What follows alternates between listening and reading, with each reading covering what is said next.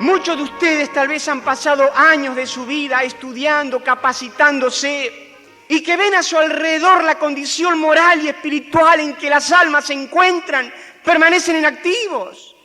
Te tranquilizas pensando que hay otros que están haciendo la obra. ¿Quién responderá a ese urgente pedido de ayuda espiritual? A esta hora, la Iglesia Metodista Independiente se reúne para presentar su programa En Espíritu y Verdad.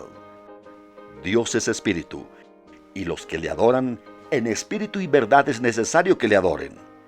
Bienvenidos al programa de hoy.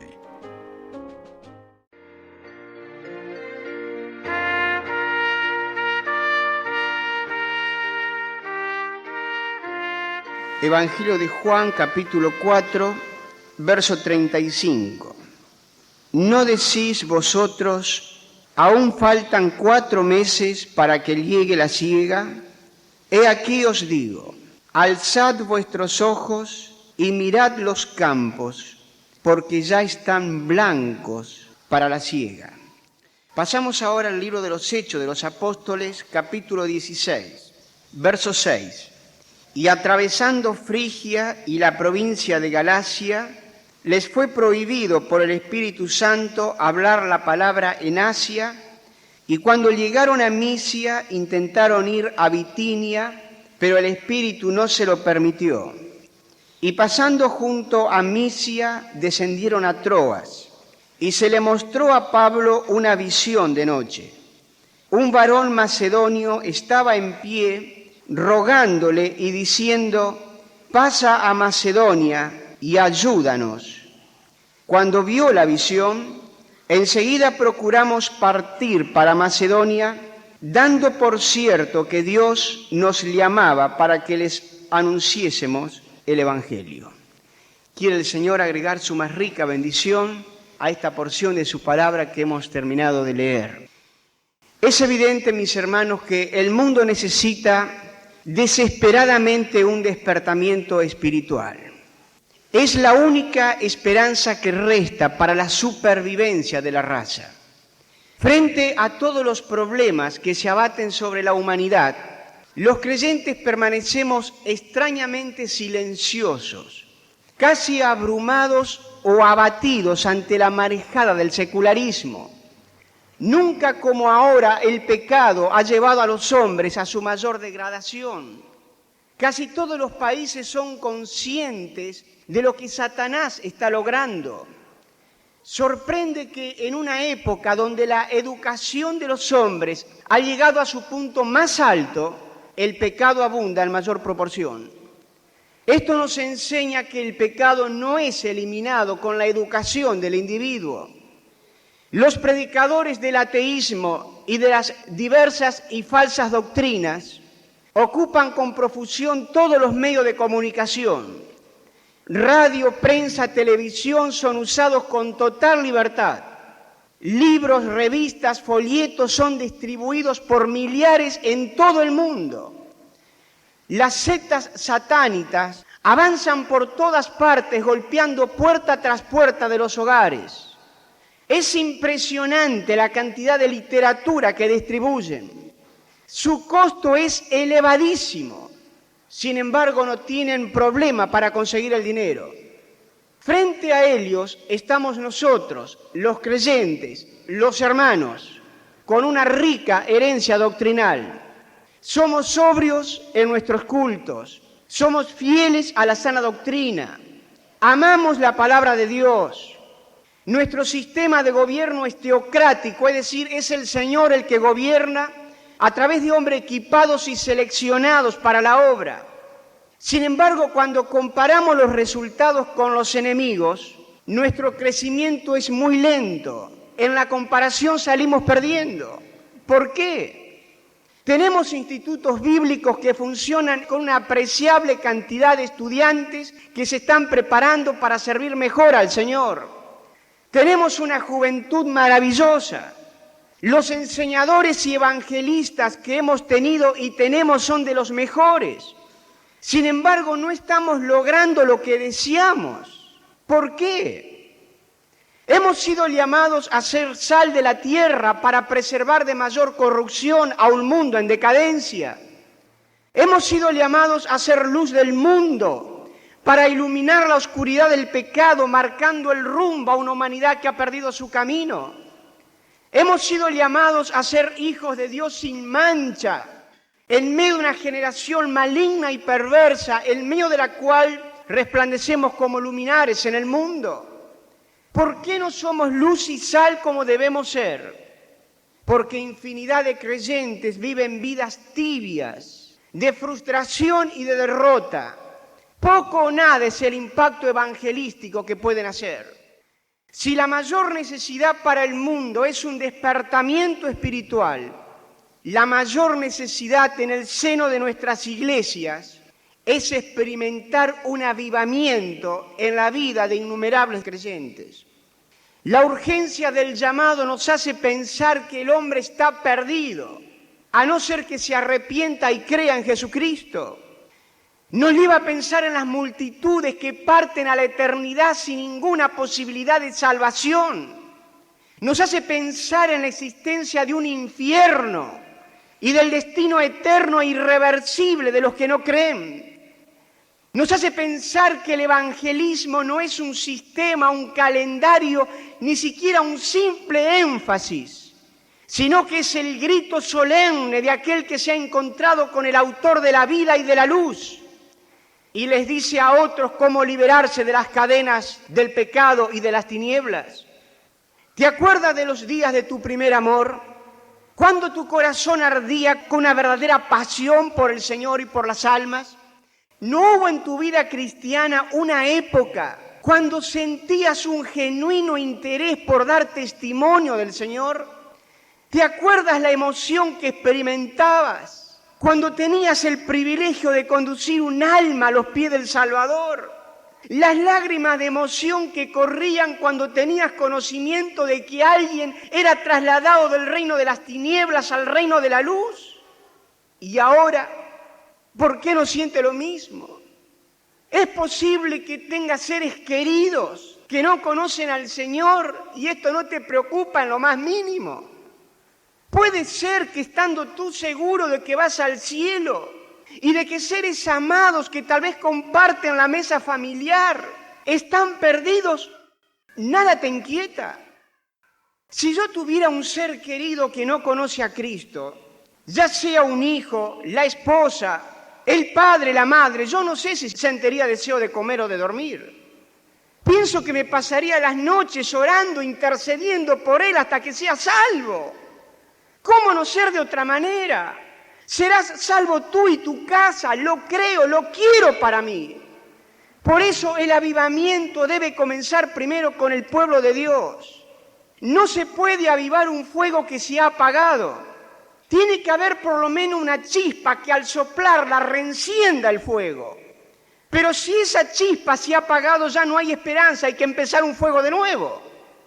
Un muerto no puede reavivarse, tiene que resucitar. Pero el creyente que tiene vida puede reavivarse. Por eso el avivamiento debe comenzar primero con el pueblo de Dios. Una iglesia que arde es ante todo una iglesia evangelística. Su más importante tarea es hacer que Cristo sea real a cada generación. Si pues el evangelismo es la tarea fundamental de la iglesia, fracasar en ello es fracasar en todo lo demás. No importa cuánto logremos en los otros aspectos. Si fracasamos en esto, somos un fracaso para Dios, un fracaso para la humanidad, un fracaso en nuestro propósito y en nuestra misión. No hay nada que pueda compensar el fracaso en la tarea fundamental de la iglesia, ganar a los perdidos para Cristo. Aun cuando mejoremos la asistencia en la escuela dominical, aun cuando tengamos más miembros, aun cuando edifiquemos mejores salones, tampoco podemos como individuos compensar ese fracaso. Aun cuando mejoremos nuestra educación cristiana, aun cuando cantemos mejor, aun cuando prediquemos más elocuentemente, aun cuando levantemos mejores ofrendas, Cristo no dijo pagad, sino id y predicad. Tal vez me diga, bueno, pero no podemos ir viajando por todas partes predicando el Evangelio, pero podemos ir a cada rincón del barrio donde vivimos, al aula de la escuela, al taller, a la fábrica, y mostrar lo real que es Cristo para nuestra vida. Las iglesias de hoy están de modas, pero no por el éxito de su misión redentora, sino por sus planes de unirse, de tener mejores edificios, de tener más gente. Todo esto es bueno, pero no esencial. Sería esencial si se tratara de establecer una institución, pero aquí se trata de extender un reino, el reino de Dios. Y a veces perdemos el tiempo cantando canciones de cuna a los que duermen en los bancos de la iglesia, mientras el mundo afuera se convence de que la iglesia no tiene un mensaje para el mundo atribulado de la actualidad. La urgencia del mensaje nos hace pensar que la gente vive presa de la ansiedad, esclava de sus pautas neuróticas, disconformes consigo mismo en la más cruel desesperación. Cada día son más los que consumen psicofármacos para escapar de sus conflictos interiores. Cada día aumenta el número de adictos a las drogas y los mercados del narcotráfico se multiplican. Los episodios de violencia estallan por todas partes y por cualquier pretexto. La inmoralidad, la promiscuidad sexual abundan más y más. La hora postrera está muy cerca. Nuestro mensaje debe ser una clara respuesta a la desesperación, no un simple catálogo de promesas para el más allá o promesas para el más acá, sino una denuncia del pecado, un anuncio del juicio, un llamamiento a la humillación y al arrepentimiento, una invitación a un compromiso responsable con Jesucristo y a vivir vidas llenas del Espíritu Santo. La urgencia del llamado nos hace pensar que tenemos que anunciar una predicación que contenga un correcto diagnóstico de la enfermedad del alma y un tratamiento infalible, aun cuando contenga exigencias no del todo agradables. Las falsas soluciones pretenden solucionar los problemas de las almas con fórmulas engañosas, con demandas no requeridas por la palabra de Dios, con cultos y ceremonias exóticas y ruidosas. Nos olvidamos que las almas no se encuentran en consultorio externo, sino en terapia intensiva. Hay urgencia porque la humanidad se está autodestruyendo moralmente. Ya lo dijo Marcel Proust a principios del siglo, el polvo de la muerte se está posando sobre todas las cosas.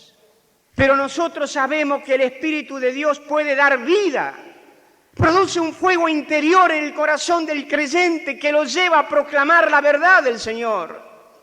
3 veces el Señor le preguntó a Pedro, ¿me amas? Las 2 primeras veces el apóstol contestó con toda seguridad, pero en la tercera respuesta hay vacilación, hay duda. Pedro no se siente seguro de sí mismo. Se da cuenta que el amor que el Señor exige es más que una mera emoción. Es un amor que exige el intelecto, las emociones, la pasión, la vida, todo. Entonces Pedro le dice, Señor, tú sabes todas las cosas. Tú sabes que te amo. Es un amor que todo lo desborda, que todo lo entrega y nada pide, que está por encima de los egoísmos personales. Ese es el amor que el Señor pide de cada uno de los suyos. Sin ese amor nadie puede estar en el ministerio, nadie puede salir al campo misionero. Pero con ese amor nadie se puede quedar atrás. Muchos ocupan púlpitos sin ser llamados. Muchos tratan de misionar por la aventura de conocer nuevas tierras. Pero también es cierto que muchos que han recibido el llamamiento celestial permanecen desobedientes a la voz de Dios que han recibido, terminando por vivir vidas puramente superficiales. Cuando no se obedece por completo a la voluntad de Dios, o cuando la entrega no se hace en proporción al llamamiento recibido, se corre el peligro de la caída.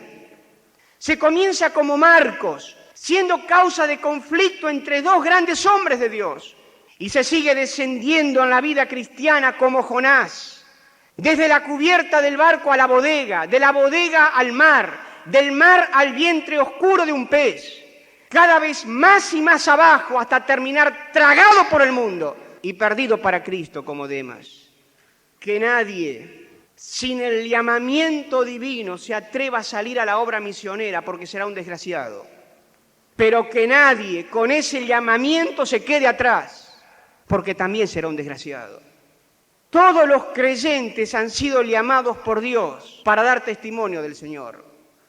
Hay algunos a quienes el Señor llama de una manera especial, como Moisés, Jeremías, Isaías, Pablo, Bernabé, entre otros.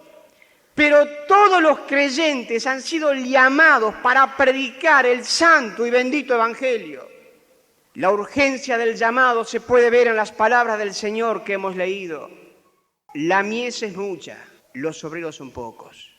Sin duda que el campo principal al cual se refirió el Señor en ese pasaje es el individuo, el hombre, la mujer, el niño, la niña que está sin Cristo. ¿Se acuerdan de la parábola del buen samaritano? Un hombre descendía de Jerusalén a Jericó cuando fue asaltado por unos bandidos que lo golpearon dejándolo mal herido a la vera del camino.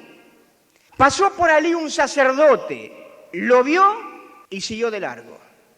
El sacerdote hoy representaría a un predicador, a un enseñador. Seguramente tenía que dar una conferencia muy importante en Jericó. No tenía tiempo que perder y ayudar al herido. Después pasó por allí un levita. El levita sería el director del coro, maestro de escuela dominical. Seguramente estaba muy absorbido por las actividades que tenían en Jericó.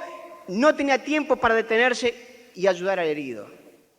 Leí en una revista secular el caso de una mujer que fue asaltada a plena luz del día en presencia de testigos y nadie intervino para ayudarla. El escritor decía, el hombre moderno cree en la política de la no intervención.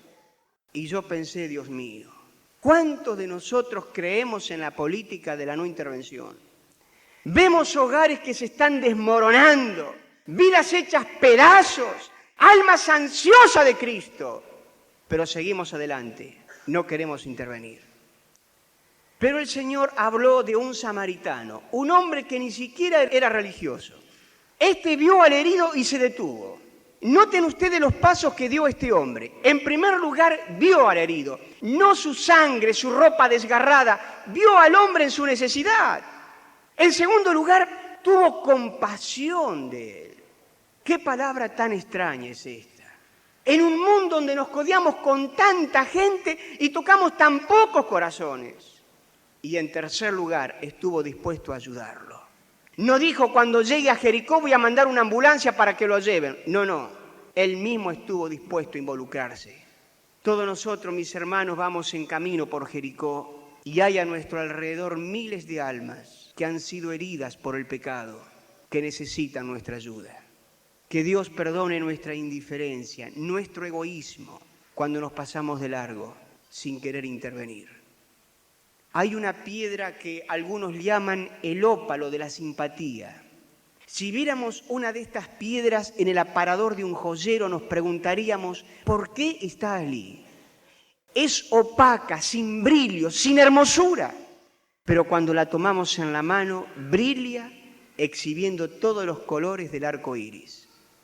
Así también a nuestro alrededor hay miles de vidas que son opacas, sin brillo, sin hermosura. Están esperando el contacto de una mano amiga que las comunique con aquel que puede transformarlas hasta que brillen cual joyas en su corona eterna. Y estas almas que Dios nos ha confiado están muy cerca nuestro, están en nuestra familia, están en la escuela, en el taller, en la oficina, en el barrio donde vivimos. ¿De qué sirve ir por el mundo predicando el Evangelio cuando a nuestras puertas hay un Lázaro cubierto de llagas o un alma privada del conocimiento de la verdad? Tengamos sí suficiente amor a las almas para ganar al mundo entero, pero que los primeros objetos de nuestro amor sean aquellos que Dios nos ha confiado. Esta es nuestra misión. Restringirla sería por mi parte ser infiel a la verdad. Esta fue la misión del Señor Jesucristo. Él relató la parábola del buen pastor para ilustrar su misión. ¿Qué fue lo que indujo al buen pastor a dejar la comodidad del aprisco, a salir en la noche desapacible por caminos pedregosos y llenos de espinas? Una sola oveja que se había perdido. Nada más que eso. Seguid los pasos del Señor a través de su vida terrenal y veréis cuán maravillosamente Él cumplió con los requisitos del buen pastor. Es cierto que a veces estaba rodeado por grandes multitudes que escuchaban embelesadas sus enseñanzas, pero lo mejor de su obra lo efectuó siempre con los individuos. En camino a la casa de Jairo, una gran multitud le seguía, y entre esa multitud había una mujer enferma, débil físicamente, que luchaba con la fuerza de la desesperación para ligar cerca del Señor, con la fe ardiente de que sabe que si tocare tan solamente el borde de su manto será sana. Y al instante el Señor pareció perder todo su interés en la multitud para derramar sobre esa mujer la virtud incomparable de su amor.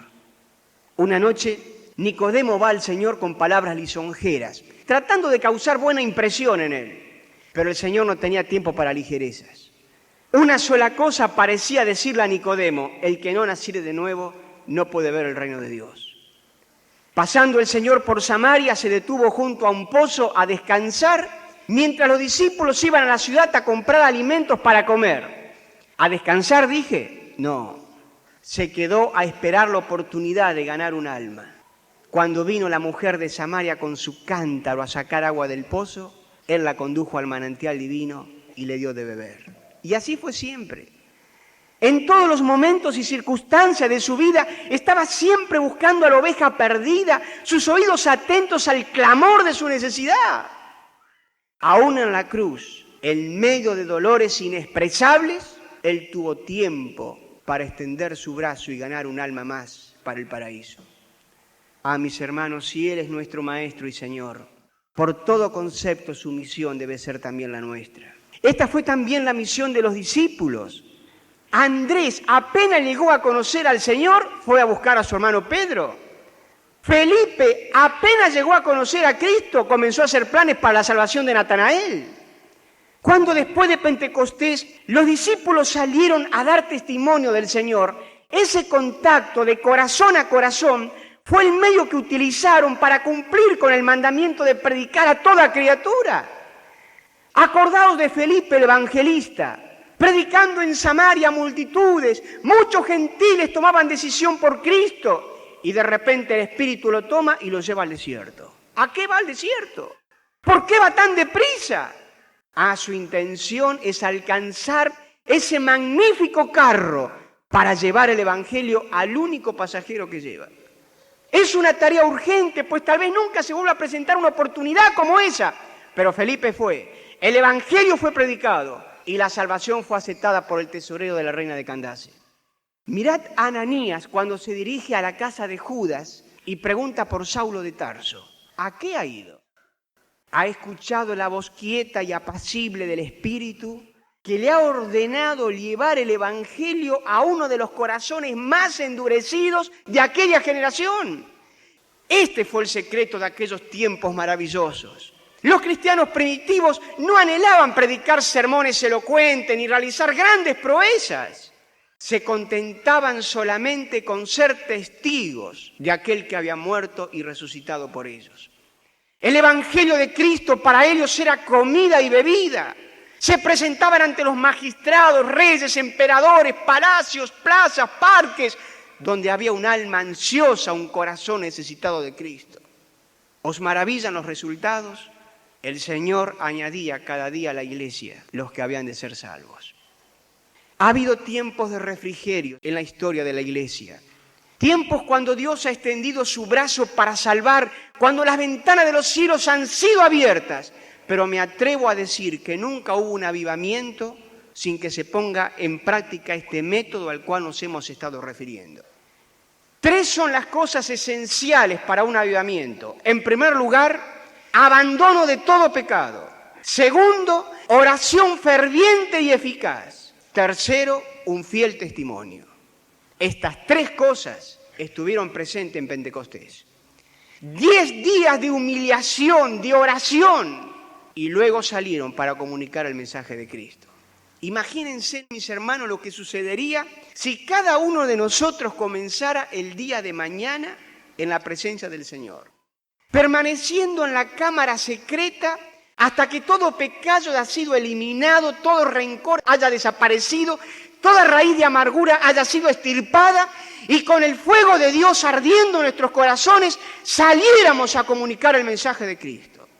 Hombres y mujeres, muchachos y chicas se preguntarían, ¿qué es esto? Se darían cuenta que es una realidad el mensaje que han escarnecido durante tanto tiempo. Muy pronto escucharíamos la pregunta anhelada, ¿qué debo hacer para ser salvo? Y antes de que el sol se ponga, el fuego de un avivamiento estaría ardiendo a nuestro alrededor. Y la responsabilidad para tomar parte de esta tarea es de todos los creyentes. Todos aquellos que han nacido de nuevo reciben un llamamiento que viene de 4 direcciones. En primer lugar, viene de arriba. Dios con la ternura de un Padre, Cristo con la compasión de un Redentor, el Espíritu Santo con su constante intercesión nos constriñen a predicar el Evangelio. El creyente que no da testimonio del Señor es infiel al llamamiento de arriba que ha recibido y rebelde al santo mandamiento de predicar a toda criatura. En segundo lugar, el llamamiento viene de afuera. La necesidad del hombre, su estado perdido, su segura condenación, nos estimulan a predicar el Evangelio. Hay a nuestro alrededor todos los días almas que están clamando por el pan de vida. Muchas de ellas se encuentran en situación desesperante. Aparentemente en el exterior parece que todo estuviera bien, pero dentro hay un conflicto interior terrible que los puede llevar hasta el suicidio. Muchos de ellos viven esclavos del temor a la muerte y al futuro. Sus religiones no les inspiran confianza alguna. Quisiera tener la capacidad del más eximio pintor para poder pintarles con toda la fuerza de su colorido la degradación interior en que se encuentran. Y nosotros nos hallamos en condiciones de suplir lo que ellos necesitan. Nosotros tenemos lo que ellos necesitan. Iremos a decírselo. En tercer lugar, el llamamiento viene de adentro. El corazón del creyente siente la necesidad de predicar. Si no lo siente, debes crear ese sentimiento, porque si no, tu vida vale muy poco en el servicio del Señor.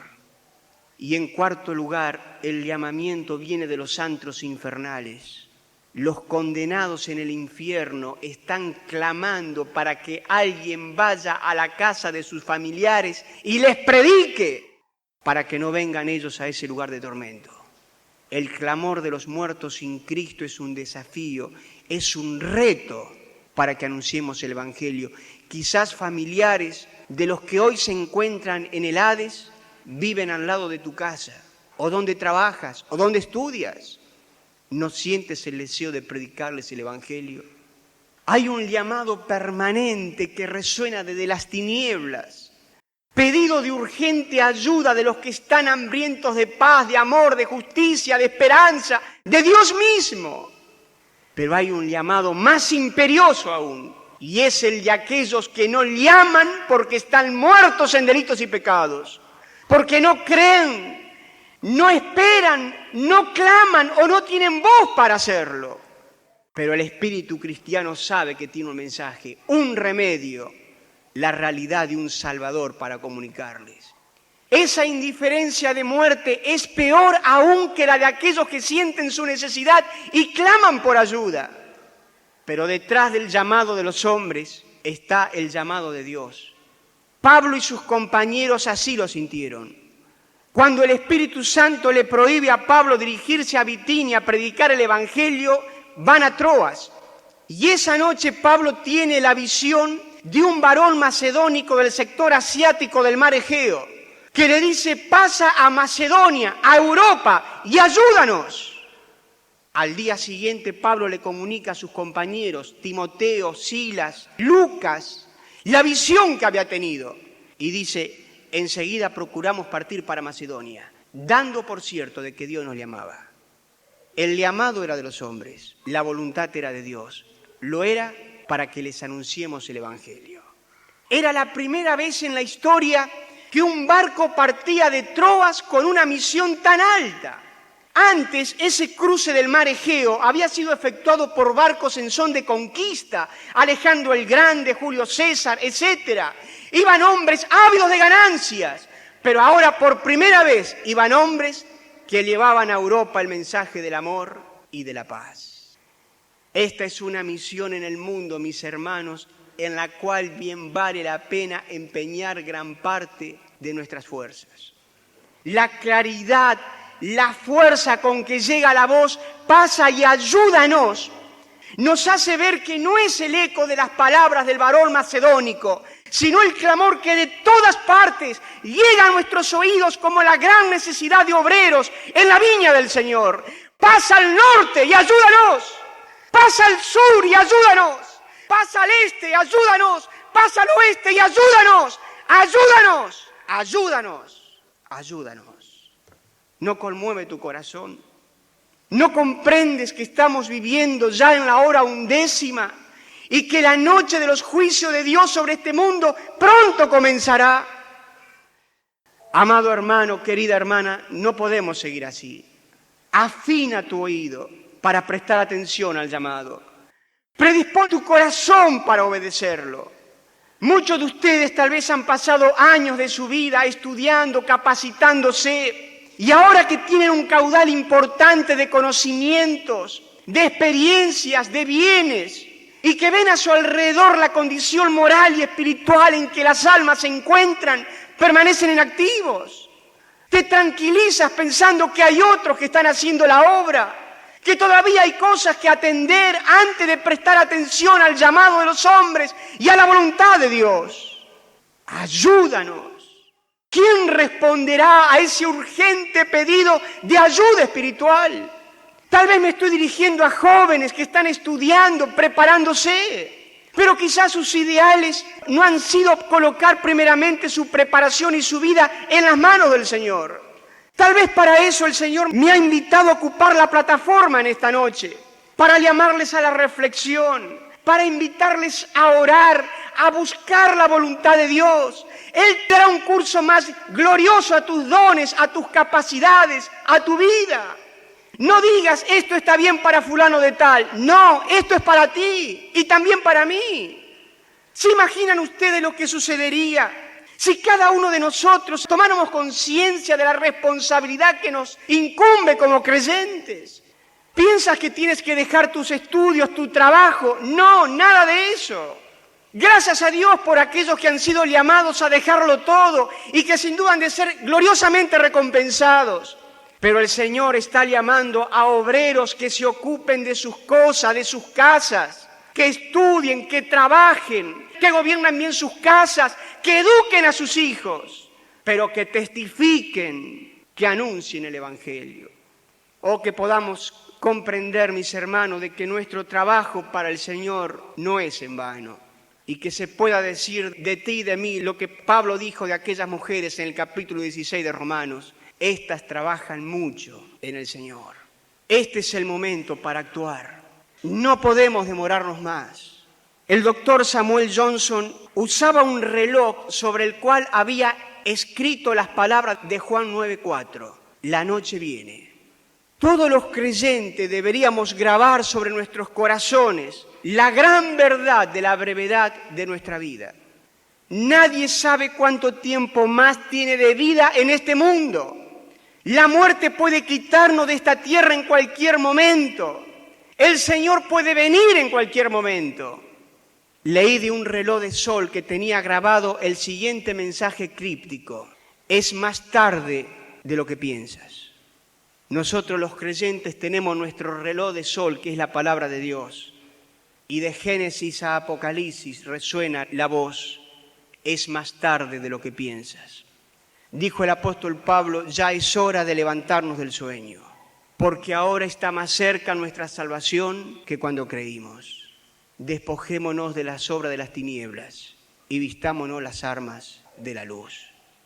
Un misionero fue a visitar a un creyente moribundo que había sido muy poco fructífero en su vida para el Señor.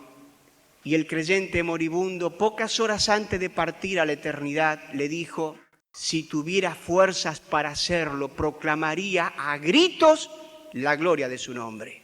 Y el misionero le dijo: lástima que no lo hiciste cuando tuviste fuerzas para hacerlo. Me pregunto cuántos de nosotros miraremos atrás a una vida de testimonio infructuoso, de oportunidades perdidas, y le oraremos por no haber permitido al Señor que nos use como Él deseaba. La noche viene cuando ya nadie puede trabajar. ¿He de ir sin ningún fruto que presente a mi Señor? No le llevo ni un trofeo, ni servicio de valor. De la muerte no me asusto. Cristo es ya mi Salvador. Para Él nada yo he hecho. Esto sí me da dolor. Darle todo yo quisiera de los años que perdí, caminando en la ceguera, pero a Satanás los di. ¿He de ir sin ningún fruto? ¿He de ver a Cristo así, con el tiempo malgastado? ¿He de presentarme así? ¿Por qué no te postras ante su presencia en esta hora? Y le dices: Señor, solo tengo una vida muy sencilla para darte, pero mientras viva aquí es toda tuya. Úsala para que tu nombre sea glorificado en mí. Amén.